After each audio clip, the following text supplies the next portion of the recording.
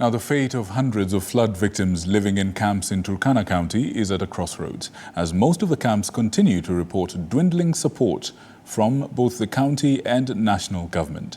The affected families who spoke to TV47 have disclosed that a lack of medicine, food as well as water continues to wreak havoc in the camps, a situation which they say has resulted to further desperation. Our reporter Arnold Adidi tells us more. This is Turkana camp in Lodwar town.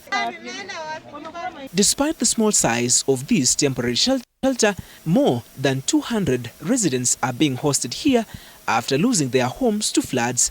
The families here say that conditions within these camps have only made their lives to be more difficult.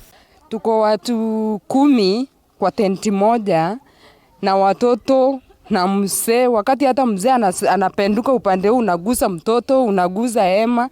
Nilikuwa naomba tu rais utuone tu kama ni kuongeza hizo tent ndio watoto walale nini upande ingine, alafu wewe na mzee upande ingine, kwa sababu imetuletea shida kabisa.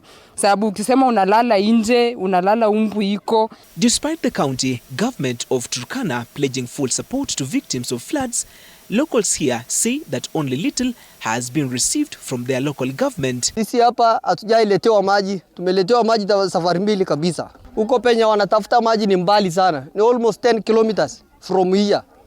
10 kilometers, na huko ni hatari tena pia. Ile chakula tuliletewa hapa na deputy governor, kutoka tuletewe ni hiyo chakula ndio tunatumia, na tunapika mara moja tu kwa siku. Tumekuja hapa tumeumia. Ilikuwa tunaenda huko tunaingia hata bush, tunakata makuni, tunapeleka, tunauza, tunapata pesa hata ya kulipia school fees. Lakini saa hii hakuna. Sisi saa hii tuko tu. The only plea from these families, which now have to live as refugees, though within their locality, is for the national government to intervene and help restore normalcy in the area. Ni watoto na mama angalie pile iko. Waambia William Ruto angalie sisi. Angalie sisi kabisa, kama hakuna tukuje tuone. Arnold Adidi, TV47.